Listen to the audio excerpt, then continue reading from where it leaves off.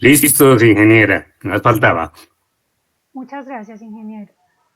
Eh, Vamos a iniciar con la presentación del ingeniero Lisandro Vega. Él es ingeniero electricista de la Universidad Nacional de Colombia.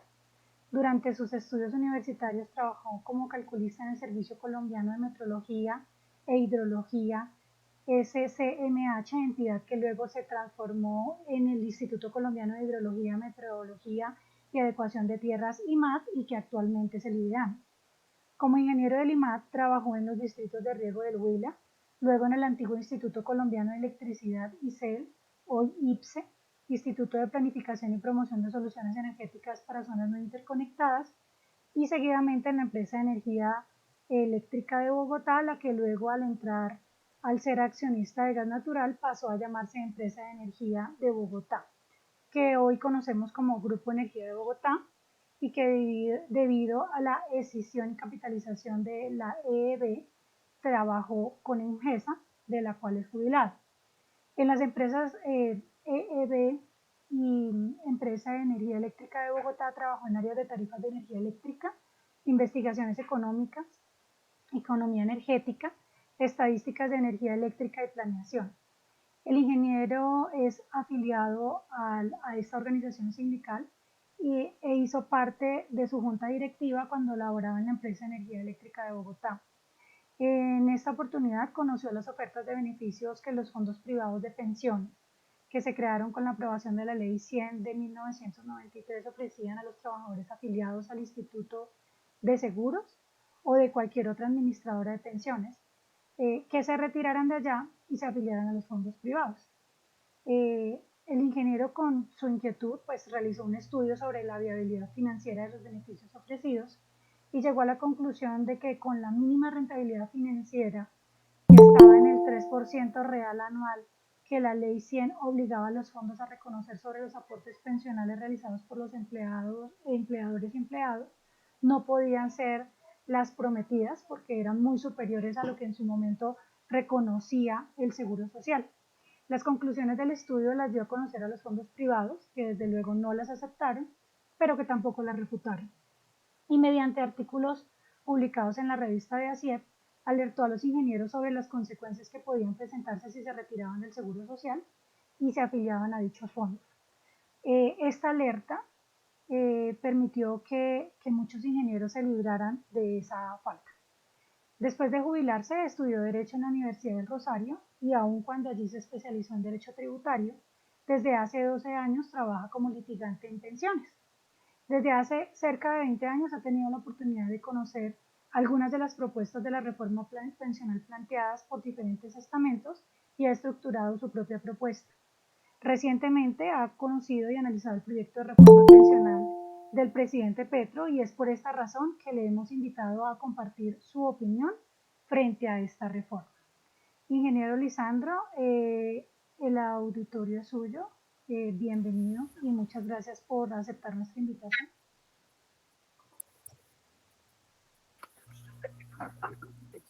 Bueno, buenas noches. Muchas gracias a todos los asistentes por su atención, por la gentileza de acompañarnos.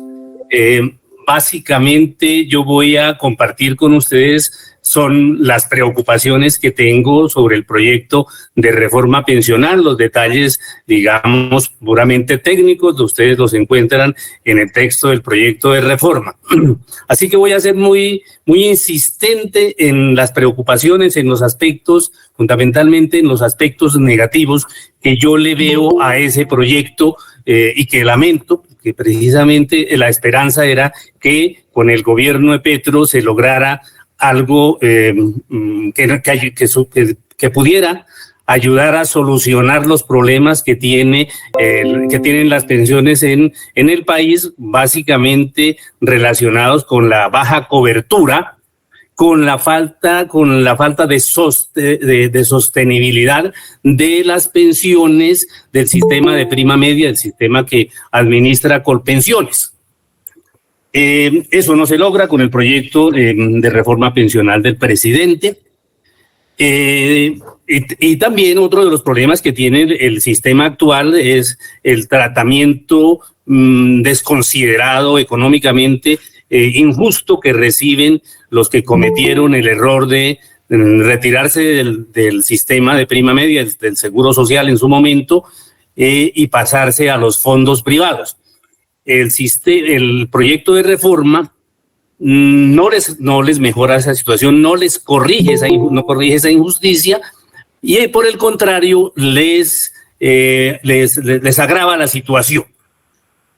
Y también el proyecto de reforma le da un tratamiento desconsiderado económicamente a los profesionales universitarios, a los técnicos en general, a los trabajadores que devenguen más de 3 salarios mínimos. Yo pienso que no serán 3, que serán 2, porque creo que el límite superior del pilar contributivo no serán 3, empezó en 4. Acuérdense que la promesa de Petro era de 4 salarios mínimos, ya el proyecto se estructuró con 3, y yo pienso que al final saldrá, si es que sale del Congreso, con 2 salarios mínimos de límite superior. ¿Okay? De manera que quien tenga más de 2 salarios mínimos va a resultar afectado.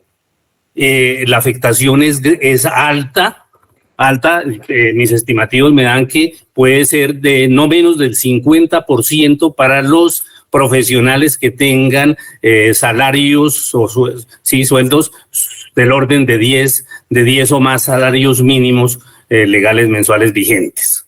De manera que en ese sentido, aun cuando yo estuve totalmente de acuerdo con el título de nuestra charla, que es riesgos en las pensiones de los profesionales, debo hacer la anotación de que no son riesgos precisamente, es la certeza de que con ese proyecto de reforma pensional, si se llega a aprobar como está planteado, las mesadas pensionales de los profesionales universitarios se verán reducidas frente a la situación actual en no menos de un 50%.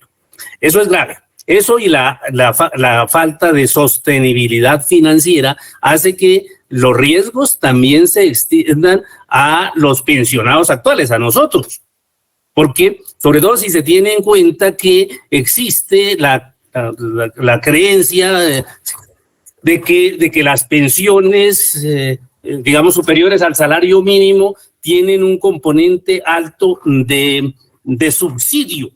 Eso no es cierto, pero eso es lo que se cree. Entonces, en el futuro no tiene nada de raro que el gobierno nacional, otro, puede que no sea pero otro, el Ministerio de Hacienda, decida reducir esos supuestos subsidios que tienen nuestras pensiones, las pensiones de Colpensiones. ¿Okay? De manera que eso es grave. Digamos que no es para que nosotros los pensionados, sí estemos tranquilos, porque ese no es problema con nosotros, ¿no? Entonces, eso por una parte. Por otra parte, pues mi llamado es a invitarlos a que nos interesemos por el tema de las pensiones y más aún con el proyecto de reforma pensional que presentó el actual gobierno. Y que desafortunadamente las preocupaciones que yo o los problemas que yo advierto solo me da la impresión, con debido respeto, que generan preocupaciones para mí. Yo no he escuchado preocupaciones sobre esos aspectos, sobre el monto de las pensiones para los profesionales, sobre la falta de sostenibilidad financiera, sobre todo únicamente para las pensiones del sistema de prima media, porque ya sabemos que las pensiones de los fondos privados, esas sí tienen sostenibilidad financiera, pues son tan miserables que esas sí se pagan. Adicionalmente, como no hay garantía de que se mantiene su monto en valores reales, es posible que ni siquiera sea en valores corrientes, porque no hay cómo garantizarlo, ¿no? Eso no hay un compromiso en ese sentido, ¿sí? De manera que eso es preocupante, ¿ok? Bueno, y entonces ya entrando en materia, siguiendo algo, el texto del proyecto de reforma pensional, pues digamos que lo escrito allí garantiza el pago de las pensiones. El problema es que ¿con qué monto de pensión y con qué se va a pagar? No, si no hay sostenibilidad, si no se garantiza la sostenibilidad financiera, ¿y por qué no se garantiza la sostenibilidad financiera? Porque pues no se establece una tasa de remuneración mínima adecuada, económicamente adecuada para los aportes pensionales, para los aportes que hacen los empleadores y los empleados. ¿Sí? De manera que si eso no es así, pues ¿con qué se van a pagar las pensiones? Tocará que se sigan pagando como ahora, con recursos de presupuesto nacional. Las pensiones nuestras, ahora las que pagan con pensiones, se pagan prácticamente en el 100%, por lo menos el 95%, con recursos de presupuesto nacional. El 5% restante parece que se paga con los aportes que hacen los actuales afiliados a Colpensiones, trabajadores afiliados a Colpensiones. Entonces, de manera que en el futuro, ¿con qué se van a pagar las pensiones de esos hoy trabajadores cuando ya ellos sean pensionados? ¿Sí?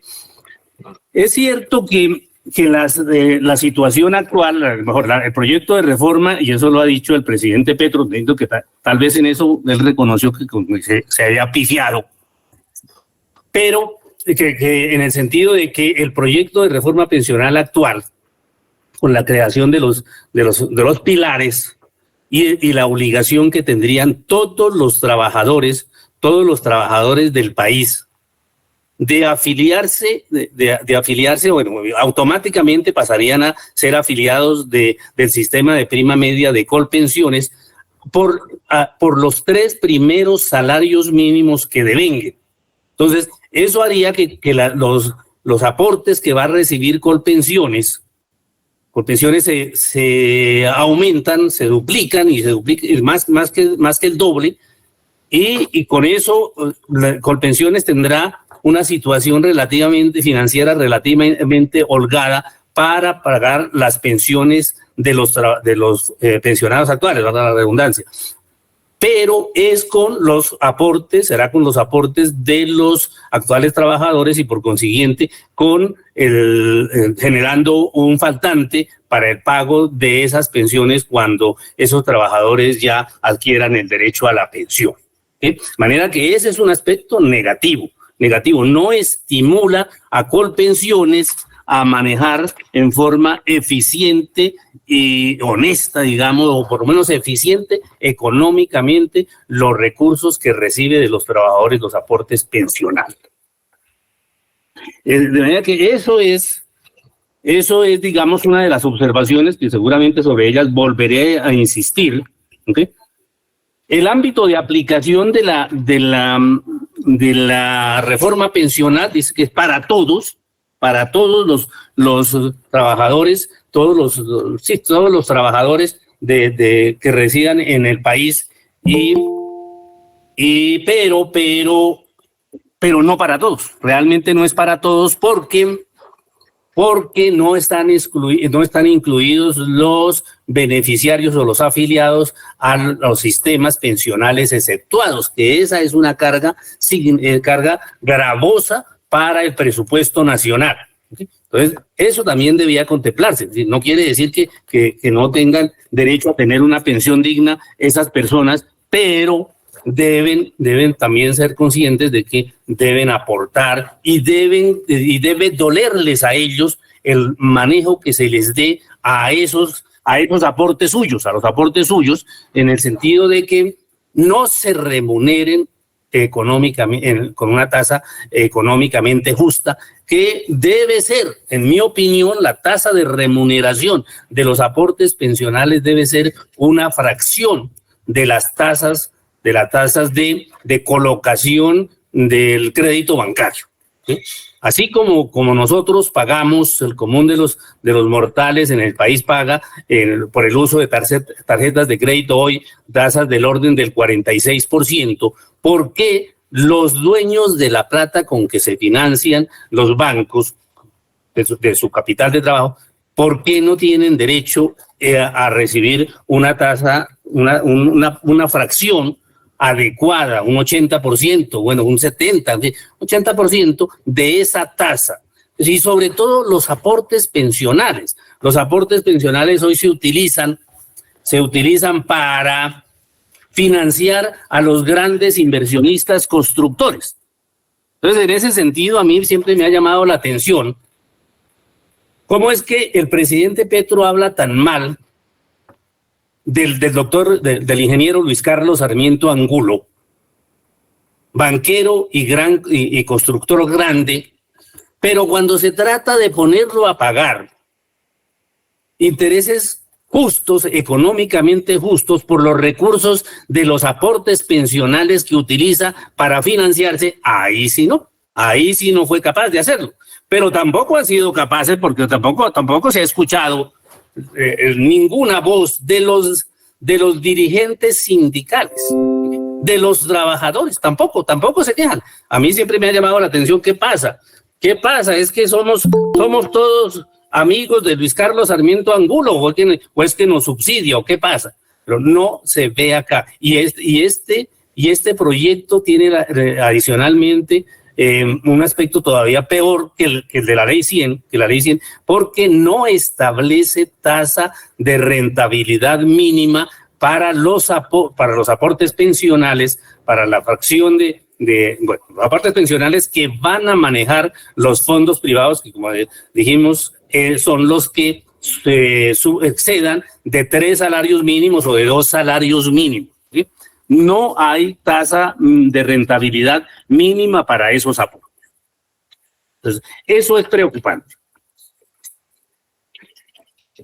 En cuanto pasando a otro artículo, ya a ver, bueno, los principios, eso todo es perfecto. Los principios del proyecto de reforma pensional son perfectos, pero eso, vuelvo a insistir, eso depende de que haya con qué atenderlos, con qué cumplirlos, ¿ok?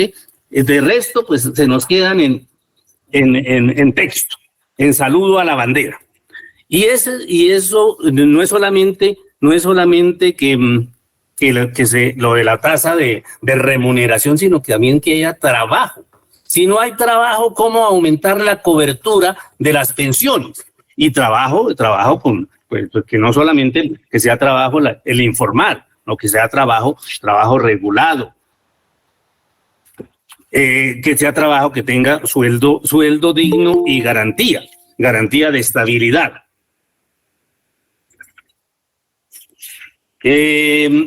La eficiencia es otro de los principios del proyecto de reforma pensional, pero yo me pregunto, eficiencia, y si no, ¿cómo hablar de eficiencia si no estamos contemplando la tasa de remuneración económicamente digna para los aportes pensionales?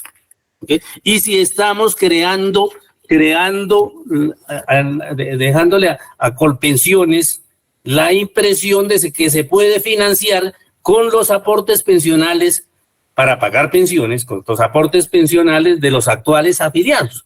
Eso es lo que seguramente que ustedes conocen, que se llama el principio de solidaridad intergeneracional, que consiste en que las pensiones de hoy se pueden financiar con los aportes que hacen los afiliados de hoy. Y las pensiones de mañana se pueden financiar con los aportes que hagan los afiliados de mañana. Entonces, en ese sentido, pues no hay por qué preocuparnos por rentabilidad. Colpensiones no tendrá que preocuparse ahora que se apruebe la reforma pensional, porque como le van a entrar a Colpensiones otro tanto y más de los aportes pensionales que hoy está recibiendo de sus afiliados, y las mesadas pensionales que va a pagar, pues son las de los pensionados actuales, las de nosotros y otros pocos, no muchos, que se irán a afiliar en los próximos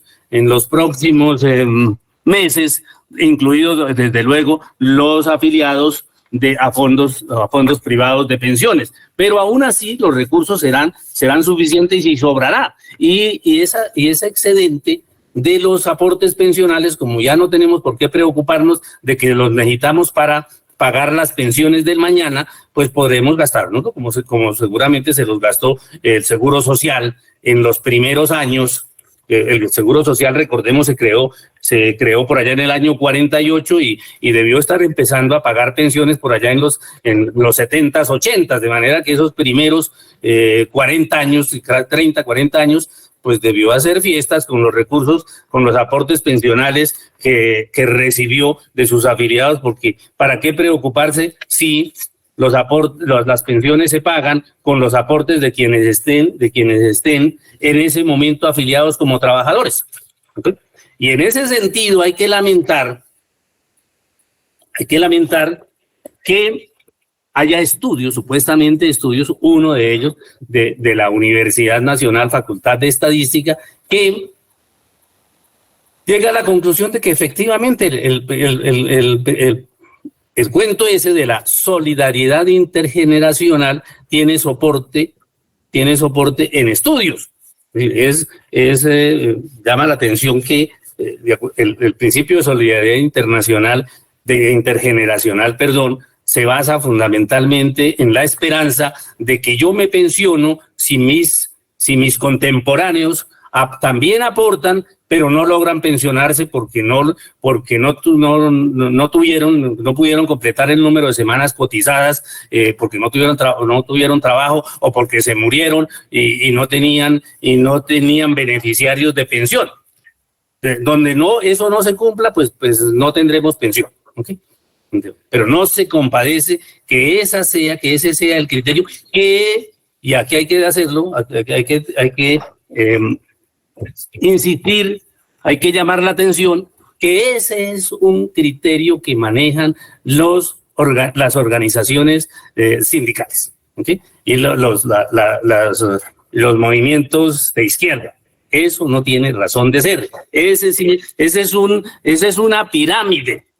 Yo me pregunto si los que defienden ese criterio también serían de los clientes de David Murcia Guzmán, ¿sí?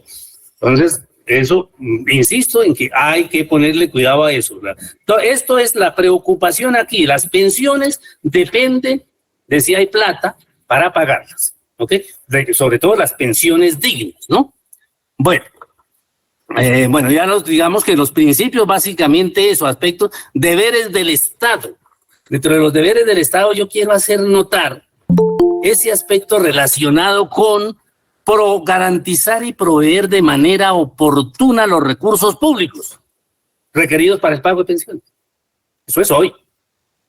Yo no sé cómo será en un gobierno no, pues bueno, hoy tampoco, porque con esa previsión como no les preocupa, como al gobierno de Petro, no le preocupa si hay con qué pagar las pensiones, pues no habrá voluntad, pero de pronto no hay con qué, ¿okay?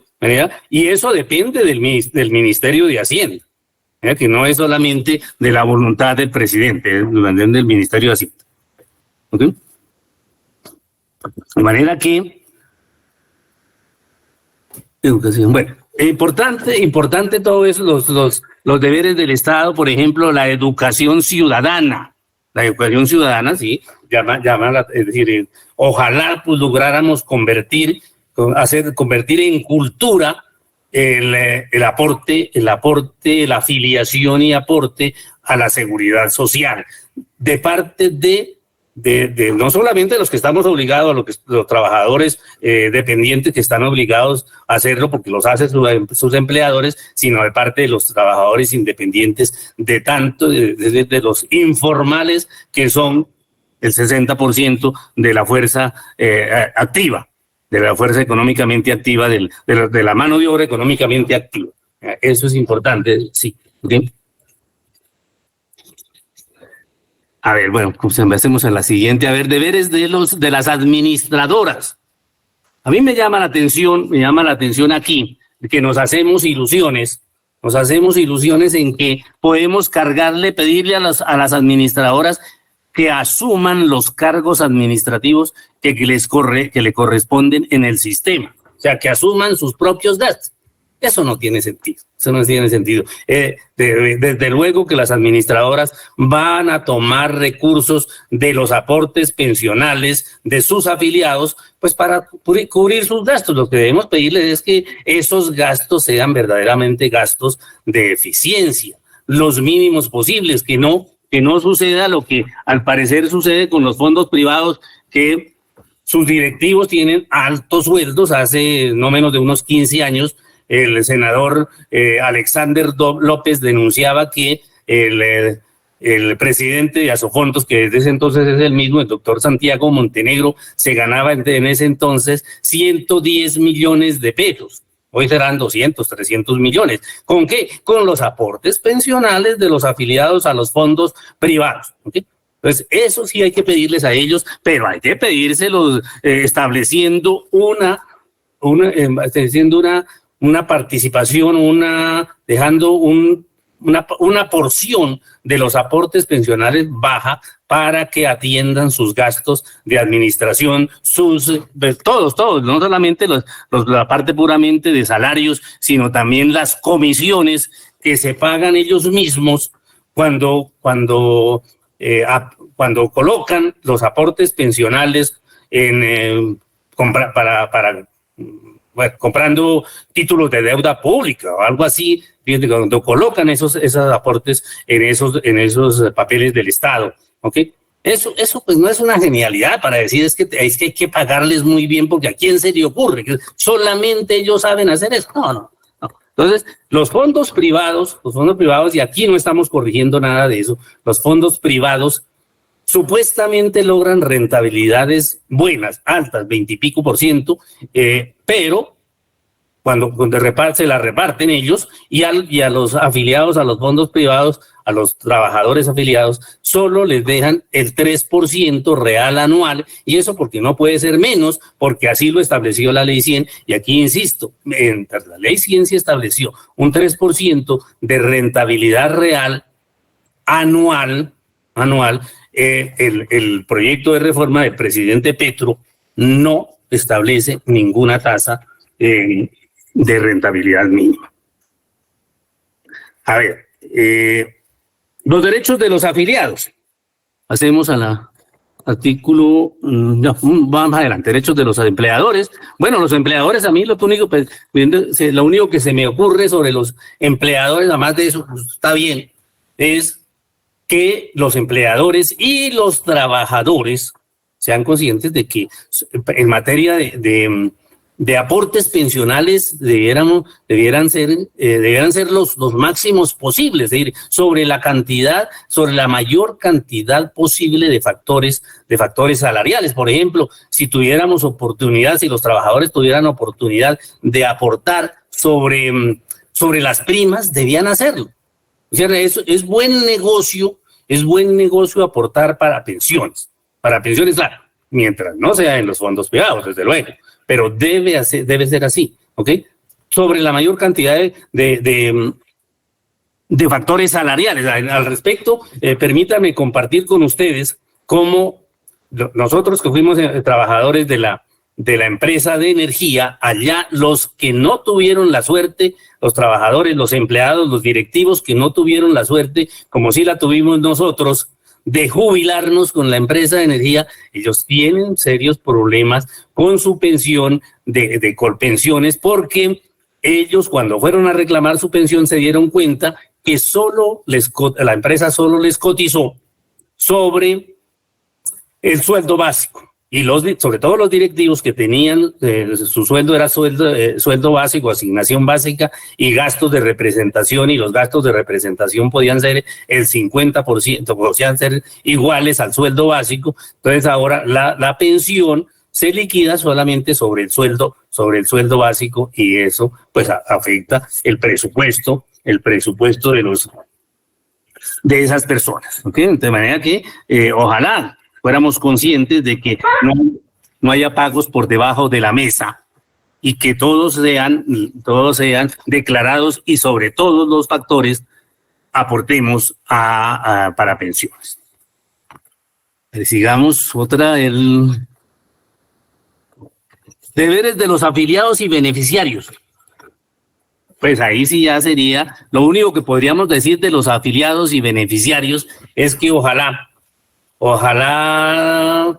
dejemos de ser nosotros los viejitos tan atractivos que somos para las chicas de 18, que no lo apliquemos, porque eso aumenta significativamente la carga pensional, los costos de las pensiones, y eso puede ser mortal. Yo tengo clientes míos cuya pensión tiene hoy 50 años, hace 50 años que se las reconocieron, y todavía tienen beneficiarios que pueden durar otros de pronto 30, 40 años más. De manera que una pensión con vigencia de 80 años es una carga gravosísima para el sistema. ¿Okay? También seamos responsables en ese sentido. ¿Okay? Y hagamos, y a los afiliados y a los trabajadores en general, todos ojalá lográramos convertir de verdad en cultura la afiliación y aportes a la seguridad social de parte de los trabajadores independientes, de los trabajadores informales, y seguramente que hay más de uno que sí recibe ingresos que le permiten afiliarse y pagar los aportes de seguridad social. Pasemos al siguiente. Bueno, nuevamente aquí, a que se les trasladen las cargas, a que no se les trasladen nuevamente. Eso sí, no nos hagamos ilusiones a que las administradoras de pensiones asuman esos gastos, porque pues eso no tiene sentido. Eso no tiene sentido. Nadie va a trabajar para tener que asumir sus propios costos. ¿Okay? Que sean racionales esos costos, que eso sí es diferente. Del resto, pues son cosas lógicas, pero no es que nos ayuden a mejorar la situación de las pensiones, a solucionar la problemática de las pensiones. ¿Okay? Bueno, sigamos. Aspectos positivos de la reforma. Sí, hay aspectos. Hace la reforma de Petro, hace un aporte importante a la justicia social a través del pilar solidario. Pero yo sí creo que eso tiene que ser. Está bien que hoy se le dé la mano a los ancianos que no lograron pensionarse, que se encuentran en una situación de extrema pobreza.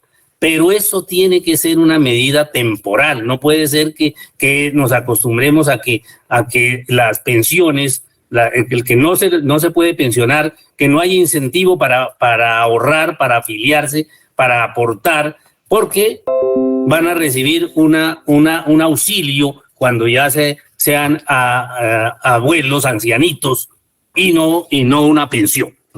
¿Okay? El aporte que hace el proyecto a través del pilar semicontributivo, que es el que no es que realmente existe ese pilar, es que ese pilar resulta es accidente, porque resulta del hecho de que algunos afiliados no logran completar el número de semanas cotizadas, que se requiere para tener derecho a la pensión, que hoy son 1.300. ¿Okay? De manera que a los que no logran llegar a las 1.300 semanas, el sistema, el pilar semicontributivo les va a reconocer, ya no les va a entregar ese dinero, esa es la indemnización sustitutiva que se llama actualmente, que es el equivalente en el sistema de prima media, les devuelven la plata simplemente con la indexada. Pero eso es una miseria. Una miseria los cálculos que yo he hecho es que quien recibe la indemnización sustitutiva más o menos recibe el 5% de lo que es la pensión, de lo que vale el beneficio de la pensión. Que no se compadece, ¿okay? No se compadece. La indemnización sustitutiva yo la llamo la tumbada sustitutiva. ¿Okay? Eso sí, eso corrige, pero ese auxilio, bueno, un auxilio no, esa mesada, entre comillas, que les van a dar por no haber llegado a completar la cantidad de semanas cotizadas, que sea proporcional verdaderamente al aporte en el tiempo que ellos hicieron, porque me refiero al tiempo, al momento en que lo hicieron, porque no es lo mismo aportar, por decir algo, 300 semanas en los últimos 6 años, que aportar 300 semanas en los últimos, hace 20 años. Entonces, al que aportó 300 semanas hace 20, 30 años, debe reconocérsele una mesada superior. En ese sentido me preocupa, tuve oportunidad de conocer algunos comentarios que hace un analista económico que de nombre Julio César Iglesias, que dice que a quien haya cotizado 900 semanas, que es una cantidad significativa, le pagarían más o menos, recibiría una mesada equivalente al 10% del salario mínimo actual. Entonces, eso no se compara, es decir, seguiría dándose la tumbada que se da en el sistema de prima media, y no es tan intensa, no es tan tumbada, tan grave la tumbada en el sistema de ahorro individual, porque allá, como sí reconocen algo de intereses, entonces la diferencia es grande. Por eso lo que yo pienso, lo que siempre he sostenido, es que el sistema de ahorro individual, el sistema de los fondos privados, sirve para quien considere que no alcanza a pensionarse. Entonces, si ya por razones de edad o por alguna otra circunstancia estima que no logrará pensionarse o no quiere pensionarse, no le llama la atención pensionarse,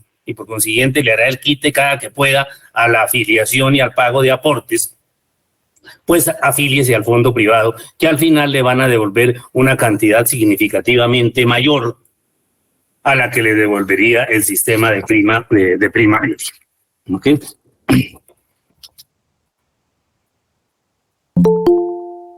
Bueno, como vuelvo a insistir en que la falencia que tiene el proyecto de reforma del presidente Petro de no establecer una rentabilidad mínima para los aportes pensionales, la mesada que podrá reconocer o que reconocerán los fondos privados a los que tengan salario superior a los 3 o 2 salarios mínimos por esa fracción de aporte, por la fracción de aporte que exceda ese límite, va a ser una mesada pensional, yo creo, inferior a la que reciben hoy los actuales afiliados a los fondos privados, porque es posible que ya no sea la tasa de rentabilidad de los ahorros de los afiliados que los trabajadores tendrán allá, va a ser pues posible que sea inferior al 3% real anual.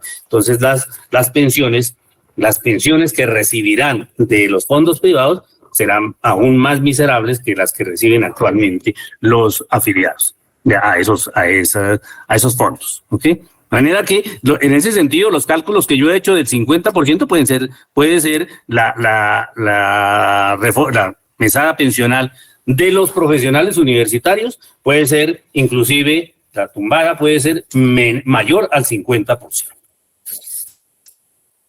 Ahora, como quiera que el sistema, el proyecto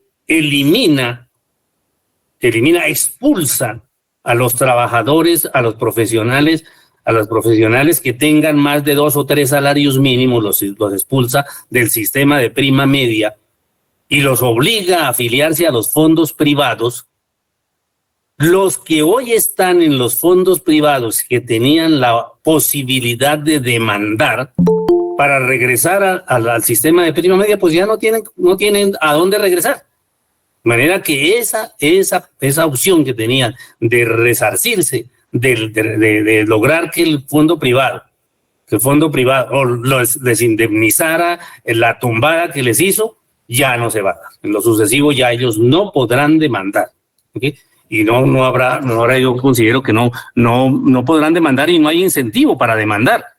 No hay incentivo para demandar, ¿okay? Ese es otro aspecto grave. Si bien está, sí es cierto que el proyecto de reforma pensional de Petro golpea fuertemente a los fondos privados. Eso es cierto, pero como no nos tiene por qué importar que se acaben los fondos privados, sino la voracidad, la ineficiencia de los fondos privados y que la voracidad con que manejan los recursos. Lo importante es, si quieren, que los fondos privados sigan, pero que remuneren en debida forma los aportes que hacen los afiliados y de esa manera las mesadas pensionales de sus afiliados sean económicamente dignas.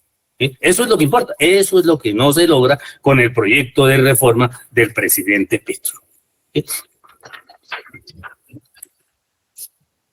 Bueno, ahora miremos, ya vamos por acá a ver en aspectos negativos, ya creo que son básicamente esos, hemos comentado. Sigamos.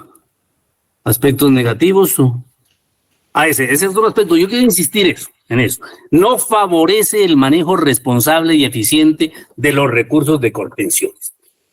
Eso es muy importante. Yo tuve oportunidad de charlar en el año 94 con el gerente de pensiones del Seguro Social de ese entonces. Lo hice en la investigación que hice para preparar la evaluación financiera de las propuestas de beneficios tan atractivos que ofrecían los fondos privados a quien se retirara del Seguro Social y se pasara a esos fondos. Fui allá a la gerencia de pensiones del Seguro Social y le pregunté al gerente cuál era la rentabilidad que el Seguro Social lograba para los aportes los aportes que hacían sus afiliados.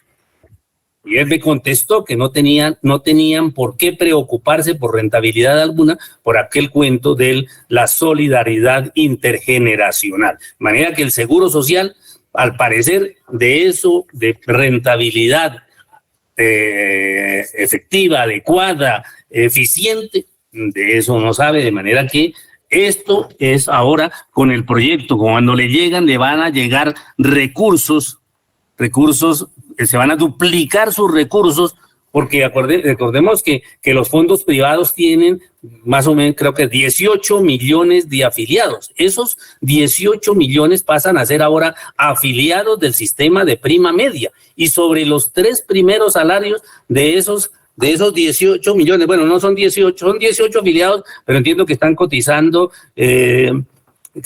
como un 70% de esos 18 millones, pero eso es una cantidad grandísima para Colpensiones. Y si Colpensiones de eso no tiene por qué preocuparse de reservar esos recursos y sus rendimientos para pagar las pensiones de esos trabajadores, pues puede gastárselos en como se dice, en cucas.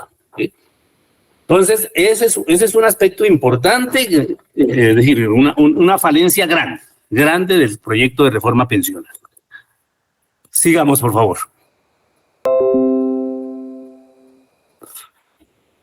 Ahora, a ver. Bueno, ahora, es decir, vuelvo a insistir que estas observaciones que yo estoy haciendo parece que no preocupan. Yo tuve oportunidad de mandarle unas cartas con estos comentarios que estoy haciendo a la actual ministra de Trabajo y al actual ministro de Hacienda.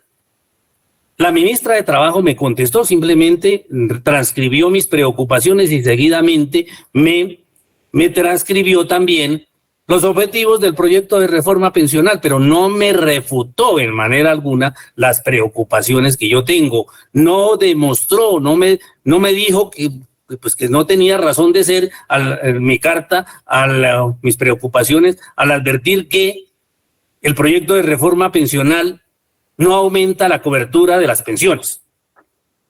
No garantiza autosostenibilidad financiera y por el contrario sí golpea sin ninguna razón de ser, sin ninguna justificación económica, golpea las pensiones, las mesadas pensionales de los profesionales, en general de las personas que tengan sueldos superiores a 3 o 2 salarios mínimos. Nada de eso me contestó la señora ministra. El señor ministro de Hacienda no me ha contestado. Y yo di a conocer esas preocupaciones ante los dirigentes sindicales de Ecopetrol, de la ETB, de Encali, del Seguro Social, una cantidad muy importante de dirigentes y exdirigentes de las centrales obreras que forman parte del chat acto legislativo. Nadie me ha contestado, nadie al parecer le preocupa eso. No me han refutado, pero tampoco al parecer tampoco les preocupa. Eso es desafortunado. Bueno, entonces en ese sentido, considero que, dado eso, que eso parece una realidad, la situación de las pensiones, de las posibilidades de mejora, que lo tenemos en la siguiente diapositiva, las posibilidades de mejora de las pensiones en Colombia no existen. Porque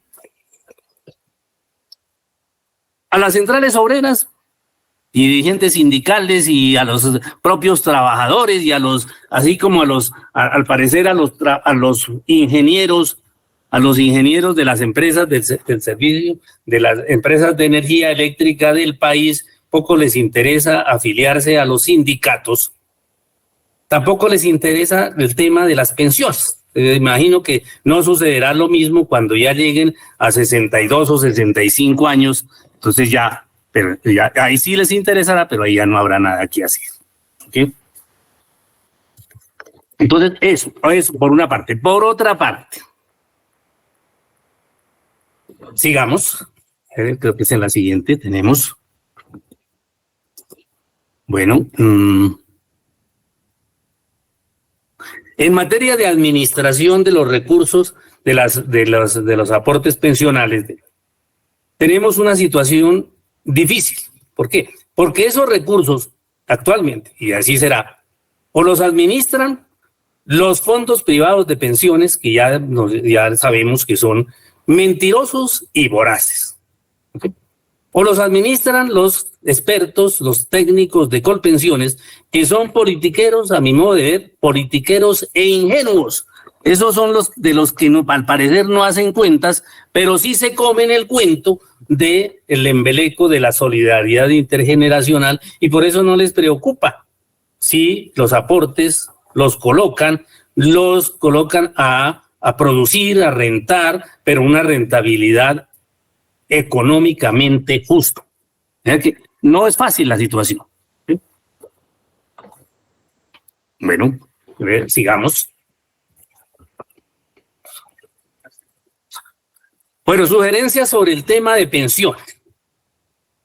Yo sí considero que la reforma pensional se requiere con urgencia porque hay que solucionar, por ejemplo, el problema de que las pensiones que paga el sistema de prima media se estén financiando casi en su totalidad, ¿no?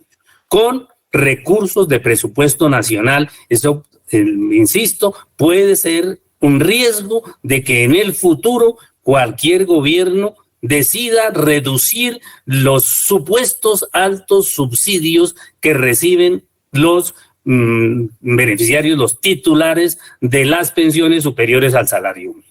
¿Sí? Ojalá no se metan también con el salario mínimo, porque si llaman subsidios, la diferencia entre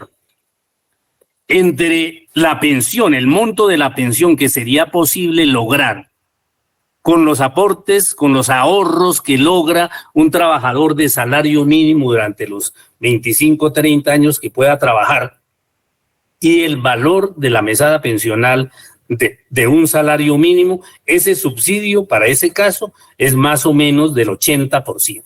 Que si quieren a eliminar los subsidios, habría que empezar por los subsidios, los altos subsidios que recibiría el salario mínimo, la pensión de salario mínimo, ¿sí?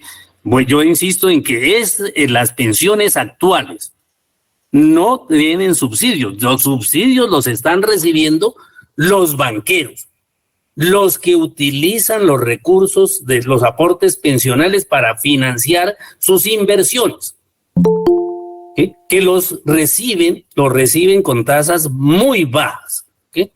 Se los prestan ellos mismos, con tasas muy bajas, con tasas posiblemente del 6%, me las he visto en el caso de la empresa de energía.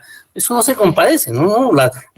Los ahorros provenientes de los aportes pensionales para que haya sostenibilidad financiera, para que las mesadas pensionales puedan ser económicamente dignas. La tasa de rentabilidad con que se deben remunerar los aportes pensionales no pueden ser inferiores al 8% anual. Y eso no tiene por qué preocuparnos de que entonces se nos van a subir los intereses. No, los intereses ya quisiera uno que en el banco le prestaran al 8% anual, real anual. No le prestan a esas tasas, ¿ok? De manera que hoy son del 46% y en general la microempresa paga tasas superiores al 50%. Aquí no tiene por qué preocuparnos. Y en eso tenemos que ser conscientes. Eso no los sindicalistas, los trabajadores, el común de los trabajadores no entiende que eso es importante, les preocupa. Yo me acuerdo que en FESCOR estuve asistiendo a unas charlas que en representación de ASIEP hace unos 10 años por lo menos o más. Y allí yo planteé estas inquietudes de que hay necesidad de aumentar, de garantizar, de poner obligatoria la tasa de rentabilidad de los aportes pensionales a unos valores muy superiores y los sindicalistas se me opusieron. No, ¿cómo se le ocurre a usted plantear que se aumente la tasa de interés? ¿Ok? Entonces, si así entendemos las necesidades y no sabemos que para tener buenas pensiones hay que tener cómo pagarlas, hay que tener recursos para pagar, y esos los logramos si aportamos y si esos aportes rentan lo necesario, justamente lo necesario. Bueno, entonces se necesita que los aportes pensionales se manejen con honestidad y eficiencia. Honestidad es que no se lo roben, ¿ok? Eso es muy importante, ¿okay? Que se creen puestos de trabajo, ¿sí? Si no hay puestos de trabajo, si no se crea trabajo en este país, pues ¿cómo pretendemos mejorar aumentar la cobertura de las pensiones? Que el aporte de seguridad social sea cultura, sobre todo entre los informales, que seguramente que hay informales que tienen con qué hacer los aportes pensionales, ¿okay? Que se eliminen los sistemas exceptuados, los sistemas de pensiones exceptuados, ¿ok? Y que se eliminen algunos beneficios injustificados que tiene el sistema de prima media. Sí, efectivamente, hay algunos que, por ejemplo, el hecho de que actualmente se liquidan las pensiones, el ingreso base de liquidación de la mesada pensional corresponde a los aportes que el afiliado, que el trabajador haya hecho en los últimos 10 años. Entonces, quien tiene sobre todo trabajadores independientes o algunas empresas, puede ser que el gerente haya cotizado, bueno, empresas digamos no tan formales, cotice durante los primeros años, antes de los últimos 10, sobre salario mínimo y después ya empieza a cotizar sobre los 25 salarios. Eso no se puede decir. Ese es un desfalco, un hueco que le crea a la financiación del sistema de pensiones. Eso no se puede. Aquí hay que definitivamente hay que liquidar la mesada pensional sobre la totalidad de los aportes que hizo el trabajador durante su vida laboral. A ver, ¿qué más? La edad de pensión. la edad de pensión sin discusiones debe ser proporcional, debe aumentarse proporcionalmente al aumento de la esperanza de vida. ¿Okay? No debe preocuparnos si la edad de pensión no es de los 60, es de los 65.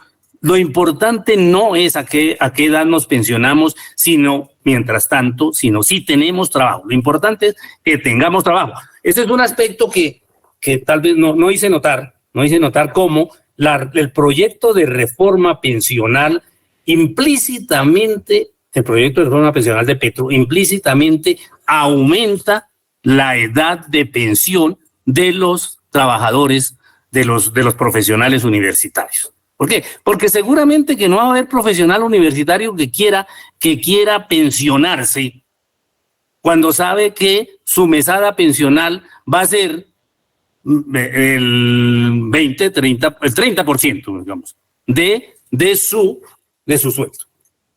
sueldo al momento de pensión. De manera que implícitamente permanecerá hasta que lo saquen. Claro que el proyecto de reforma pensional de Petro le da facultades a los empleadores para que pidan la pensión del empleado cuando el empleado cumpla la edad de pensión y tenga igualmente el número de semanas cotizadas. ¿Sí? Eso es. Bueno, yo creo que fundamentalmente esas son las preocupaciones que yo quería compartir con ustedes. Así que muchas gracias por su atención. Si hay alguna pregunta, y estoy en condiciones de pronto, si tengo la información, me gustaría contestárselo.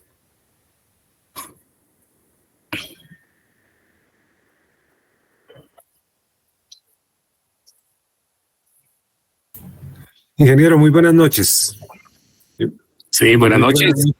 Y muy buenas noches a todo el auditorio.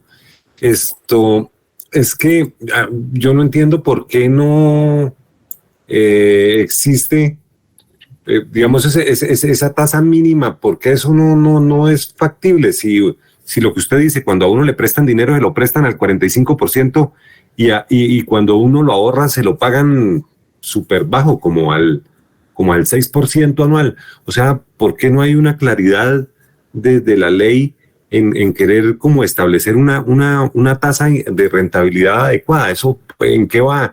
La decisión es política, el lobby que hacen los bancos es muy grande. ¿Qué es lo que pasa ahí? Porque es un tema de justicia, finalmente, ¿no?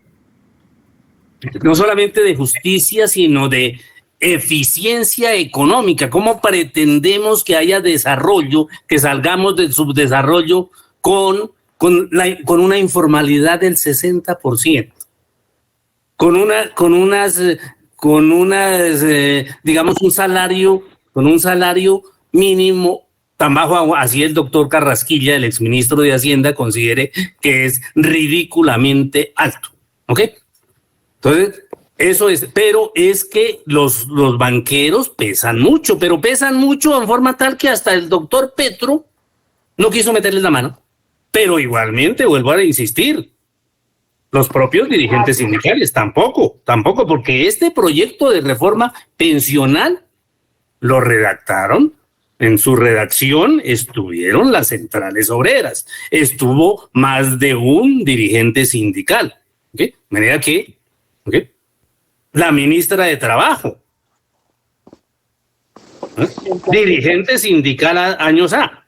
¿Okay? De manera que, pues estamos robados, estamos llevados nosotros mismos. No queremos meterle la mano a la única empresa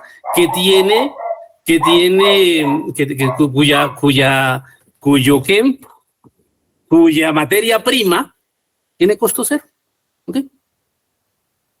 Porque usted me habla de una tasa de interés para lo que ahorramos, pero eso es en los certificados de depósito, pero en los recursos que normalmente tenemos en la cuenta de ahorros, que esos recursos, de acuerdo con estadísticas, son significativos. Con esos recursos, así no estén en CDTs, los bancos pueden hacer préstamos con la seguridad de que no van a quedar mal. Se dice que es el 30% de esos recursos pueden disponer de ellos y no tienen costo alguno. ¿Okay?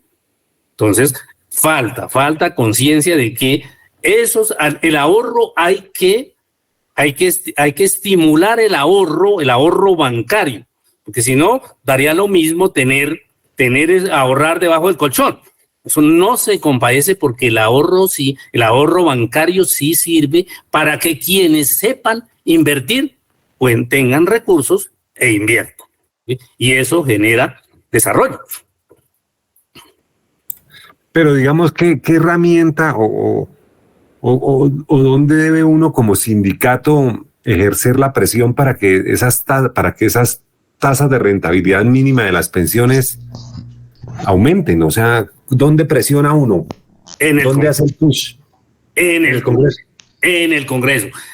Insisto en que, por fortuna, en la Ley 100 se estableció en la Ley 100 y sus decretos reglamentarios se estableció que los fondos privados tienen que garantizar una rentabilidad mínima del 3% real anual.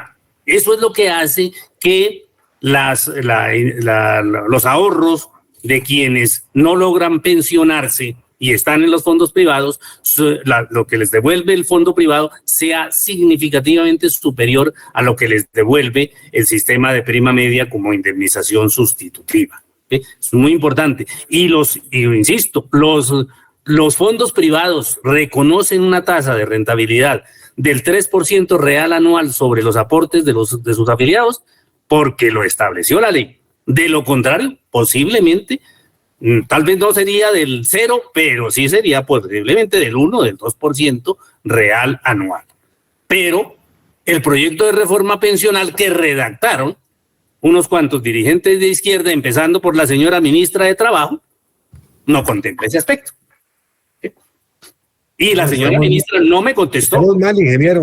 No, muy difícil. Toca buscar la presencia en el Congreso entonces, como sea. Sí. Gracias, ingeniero. Con gusto.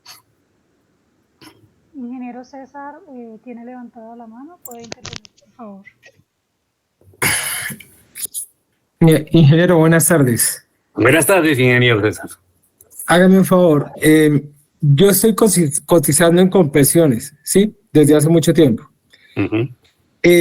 Si se aprueba esta reforma, los 3 salarios mínimos serían para Compensiones liquidados, ¿cierto? Sí, aportados a Compensión. ¿El resto lo meterían en el fondo privado? Sí, señor, obligatoriamente. Y no tiene alternativa. Eso sí, usted si tiene más de 3 salarios mínimos, lo tendrán en cuenta para aumentarle su aporte al Fondo de Solidaridad Pensional. ¿Okay? Eso. ¿Okay? De manera que el golpe, la paliza para los profesionales universitarios es doble. Le reducen la mesada pensional, pero eso sí le aumentan, digamos, los impuestos, porque ese es un impuesto, en resumidas cuentas, el aporte al Fondo de Solidaridad Pensional, que antes era del 2%, ahora pasa a ser del 4%. Para los que tengan... ¿Okay? Y cuando la persona ya se pensiona como tal, ¿cómo le liquidan esa pensión entonces? Entonces, la pensión, ¿cómo se liquidaría con el proyecto de reforma pensional? Los 3 primeros salarios, que yo considero que no van a ser 3, sino 2, se les aplica la tasa de reemplazo que se llama, que hoy existe en el sistema de prima media. Esa tasa es del 65% para las primeras 1.300 semanas, ¿okay? Para quien haya llegado a 1.300 semanas. ¿Okay? Esos son 26 años más o menos. 26 años de cotización. Eso es el 65%, de manera que si son 2 salarios mínimos, no es exactamente, sí, es el 65%, sería que por los 2 salarios mínimos, los 3 salarios mínimos, pongamos, recibiría una mesada de 1.6 por 3, 18, 1.8 salarios mínimos, por los 3 primeros salarios mínimos. Si el trabajador tiene 10 salarios mínimos de sueldo actualmente, por los 7 salarios mínimos excedentes de los 3, recibiría más o menos una tasa de reemplazo del 20%. O sea, 7 por 2, 14, 1.4 salarios mínimos por esos 7 salarios mínimos que tuvo que cotizar en el fondo privado de pensiones. Entonces, sería el 1.8 más 1.4, serían 3.2 salarios mínimos su mesada pensional con el proyecto de reforma pensional. Mientras en la actualidad, con esos 10 salarios mínimos, su aporte sería, su mesada en el sistema de prima media sería más o menos 6 salarios mínimos.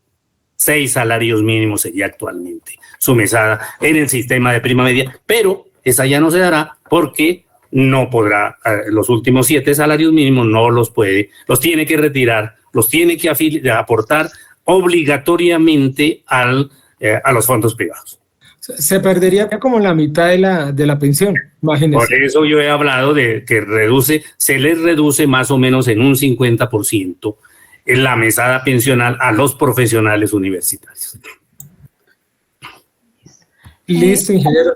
Preocupante, pero bueno, muchas gracias por la información. Pero, ingeniero, una cosa. Digamos, hablemos de alguien que le falten 10 años. Ha cotizado los 10 salarios por todo, digamos, ya tiene las 1.300 semanas. Y por edad le faltarían 10 años. Sí. O sea que lo mejor es que no siga cotizando y se quede ahí y espera hasta que llegue la edad de pensión. No, no hablamos de eso, sí, yo me disculpo. No les conté que sí hay un régimen de transición. Ese régimen de transición se ha previsto que le aplique a quienes tengan 1.000 semanas cotizadas al entrar en vigor la nueva reforma, la nueva ley, la ley de reforma pensional. De manera que el que tenga hoy 1.300 semanas o más de 1.000 semanas le aplicará la normativa anterior. O sea, podrá pensionarse con las tasas de reemplazo de que hoy tiene el sistema de prima media. Pero entra a correr el riesgo que tenemos todos los pensionados actuales, que algún día el gobierno nacional decida reducir los subsidios que supuestamente tienen nuestras pensiones. Entendido. Ingeniero, disculpe una pregunta, se me olvidó preguntarle. Yo ya tengo más de las 1.300 semanas, entonces ¿a mí no me cubriría esta nueva ley? No, ya no le cubriría esta nueva ley, porque a quienes tengan más de 1.000 semanas no les aplica la ley de reforma pensional, sino la ley actual. Y estén en colpensión, ¿no? Tienen colpensiones, pues les aplica, se les liquida con la tasa de reemplazo de colpensiones. Ok, ingeniero, gracias. El ingeniero Nelson Fonseca tiene levantada la mano. Ingeniero Nelson. Gracias, Lili. Buenas noches a todos y a todas. No, quería aclarar lo que acaba de decir Lisandro sobre la transición que está clara ahí, sobre las 1.000 semanas. Una cosita un poquito ya al margen de Lisandro era en qué van las demandas, como cerca de 500, creo entendido, que tú tenías para los derechos del servicio médico, el centro vocacional y el auxilio educativo. Pues bueno, nosotros ya con el doctor Carvajal logramos ganar eso en la Corte Suprema. Correcto. Quiero saber si de pronto tú nos puedes informar sobre eso y qué posibilidad hay, porque hay gente que me han preguntado que qué pueden hacer y que si en este momento pueden adelantar alguna acción. Gracias. Con gusto. Bueno, utilizo este escenario para contar eso. Sí, yo tengo una demanda de pensionados, jubilados, mejor que se llama, jubilados de Colensa, un número significativo. Yo no tengo, mi demanda es solamente por el centro vacacional Antonio Ricaurte. Yo no tengo, mis clientes no me dieron poder para reclamar otras prestaciones. Yo solamente reclamo por el centro vacacional. Pero bueno, el centro vacacional también lo ganaron ustedes, ingeniero, en su demanda con el doctor Alberto Carvajal. ¿Sí? Y esa sentencia que básicamente se dio, ¿por qué? Porque esos derechos que la empresa les arrebató, tanto a los clientes del doctor Carvajal como a los que son clientes míos, lo hizo arbitrariamente, porque esos son derechos adquiridos. claramente, legalmente adquiridos, derechos pensionales legalmente adquiridos, pero el juzgado decidió que esos no eran derechos adquiridos porque supuestamente el acto legislativo 01 de 2005 los había eliminado, porque supuestamente,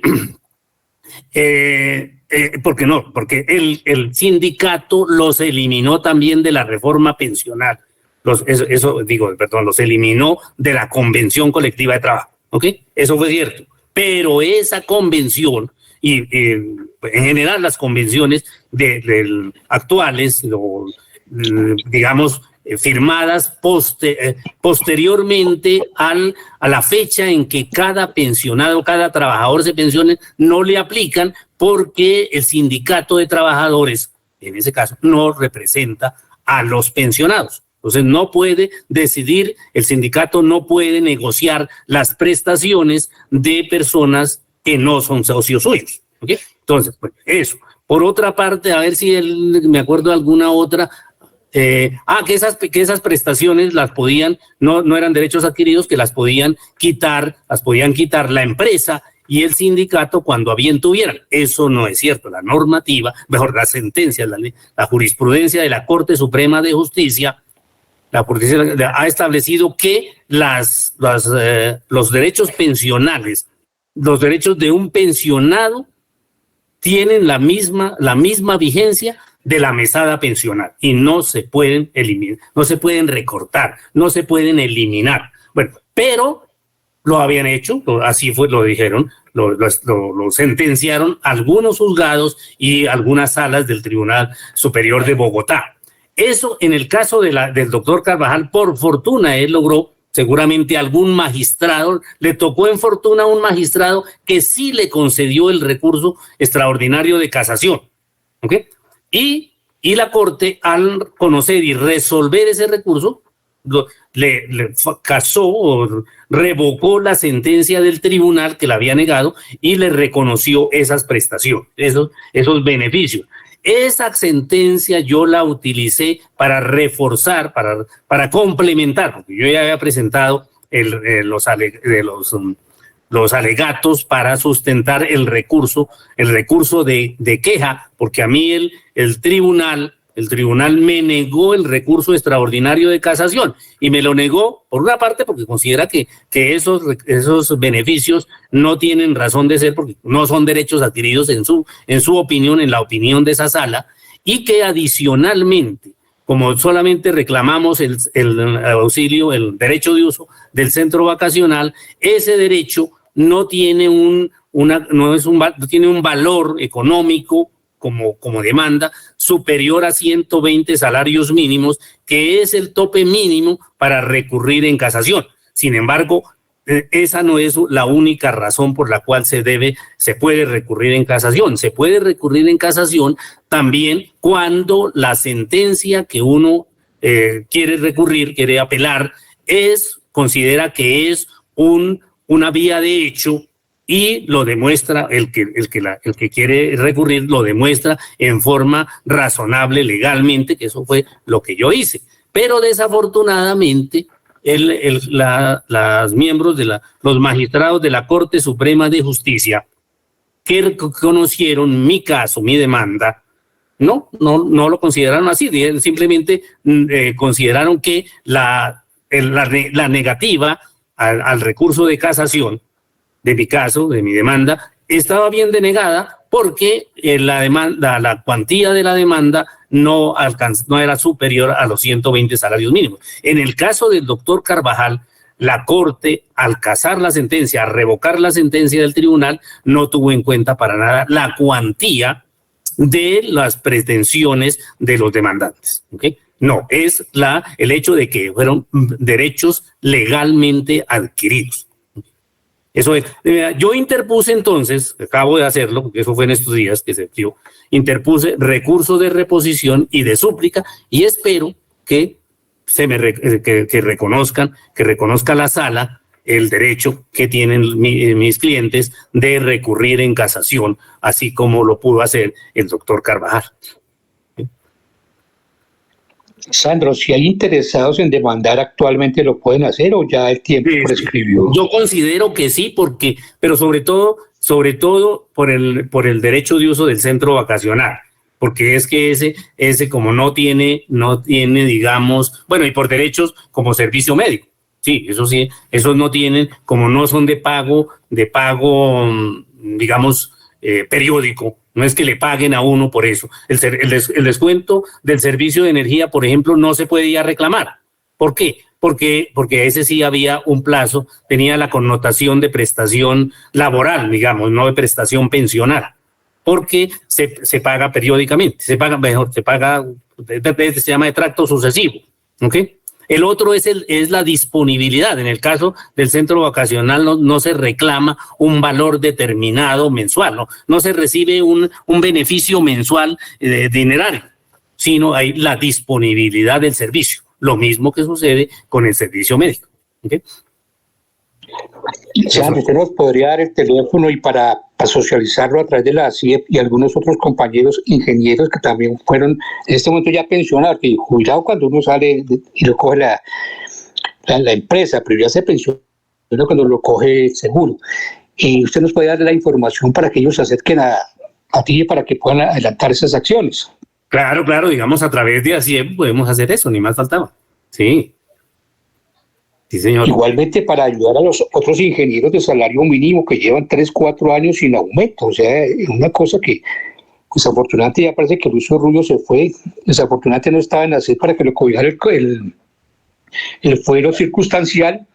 Pero yo creo que tenemos que hacer algo porque es imposible que una persona ya 5 o 6 años sin aumento y no hemos hecho absolutamente nada. No sé, con la misma ministra de Trabajo o algo, ¿cómo podemos? Con ahorita Alexander López está como presidente del Congreso, a ver cómo podemos animar. Alexander ha sido una persona muy abierta y a ver, movemos lo que decía el otro ingeniero, lo que tú estás diciendo también de los reconocimientos de los intereses financieros que realmente deben tener las pensiones en este momento en la reforma pensionaria. O sea, eso todavía se puede arreglar. Entonces, ¿qué lobby podemos hacer a nivel de la CIEP y a nivel de todos los sindicalistas reales y que conozcan el problema como tú? Ese es el llamado que hacemos acá, ¿no? Es decir, que todos se interesen, nos interesemos y que le solicitemos al Congreso que retiren el proyecto de reforma pensional, pero no para olvidarnos del tema, sino para conformar una mesa técnica en la cual se estudie esa temática y se identifiquen las medidas que se deben o los cambios que se le deben de introducir a ese proyecto para que se logren los objetivos que son cobertura de mesadas pensionales decentes, ¿ok? Y sostenibilidad financiera. No podemos correr el riesgo, ni siquiera nosotros. Es decir, es que nosotros también tenemos ese riesgo. ¿Ok? Eso es. Ayúdanos para poder seguir viviendo sabroso, Ana. Sí, yo que le estoy dando palco aquí a todo el mundo, no se me puede escapar el ingeniero Alexander López, ¿ok? Porque también él conoció mi propuesta y tampoco se pronunció, ¿ok? También él conoció mejor mis observaciones y tampoco su Andrés, el ingeniero, Andrés, tal vez un abogado, debe ser un abogado. Andrés, ya se me olvida cómo ser. Yo se la hice llegar y ni siquiera me acusó recibo. Que es que no somos coherentes, ¿ok? Pero él nos recibió varias veces cuando yo estuve en la junta directiva de Cintralecol, él nos recibió allá en su oficina, no sé, o sea, de pronto hace falta con un poquito más de lobby, sí, porque definitivamente tenemos que meternos en el Congreso y con los senadores que nos puedan ayudar y los representantes a la Cámara, porque es que de resto no podemos hacer nada, o sea, con pronunciamientos, como tú dices, con himnos a la bandera no hacemos absolutamente nada, sacamos un comunicado, denunciar, yo no sé, eso no sirve para nada, entonces tenemos que ir a donde están legislando.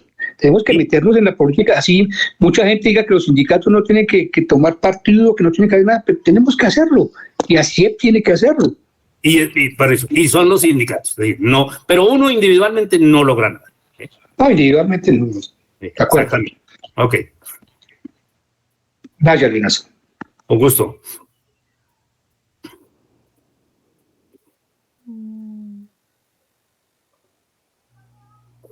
Listo, ingeniero.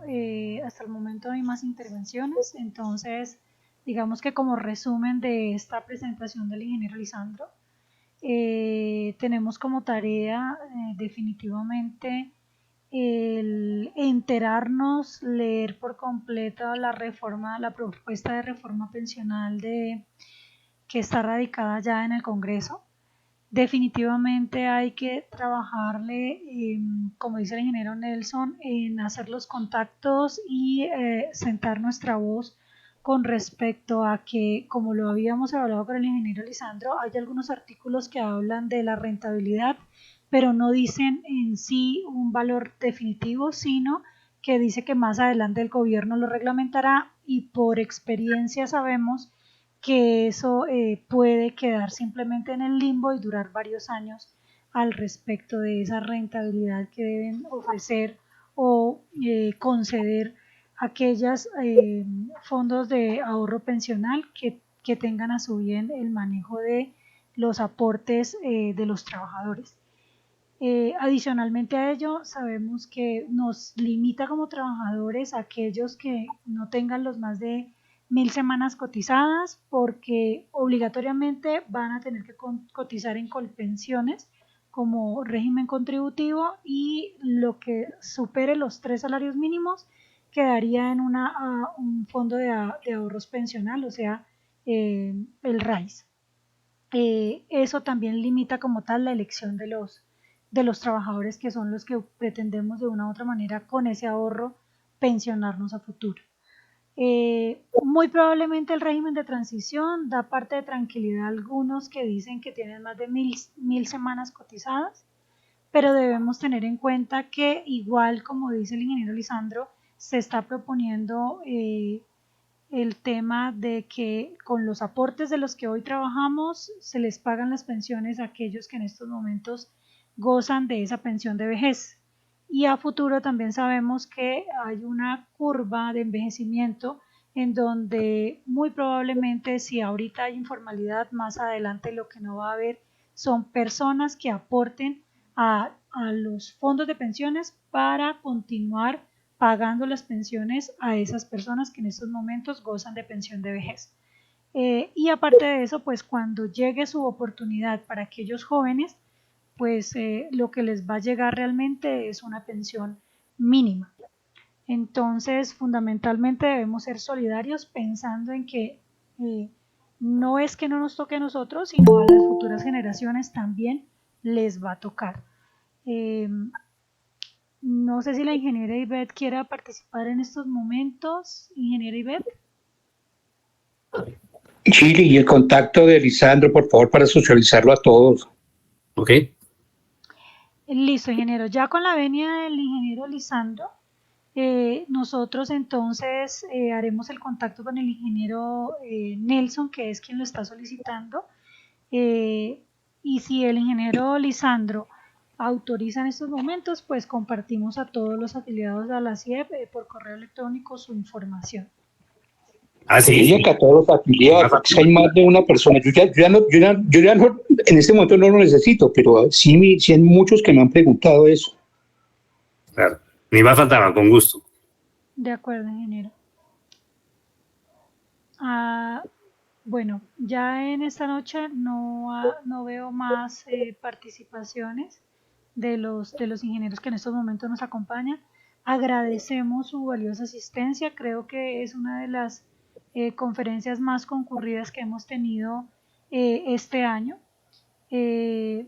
Agradecemos su participación, y al ingeniero Lisandro pues por todo su conocimiento y por todas sus inquietudes que se nos han presentado en estos momentos, que sea esta como la semilla que se siembra para que todos y cada uno analicemos muy bien lo que debemos hacer, porque pues todos debemos participar y aportar nuestro granito en este cambio que se debe dar en cuanto a la reforma pensional, que sabemos que se debe dar, pero que en estos momentos no es el ideal de reforma que quisiéramos tener como presentado en el Congreso y que lo aprueben pues en su totalidad así como está, sino que se deben proponer unas modificaciones de fondo que nos puedan ayudar a futuro.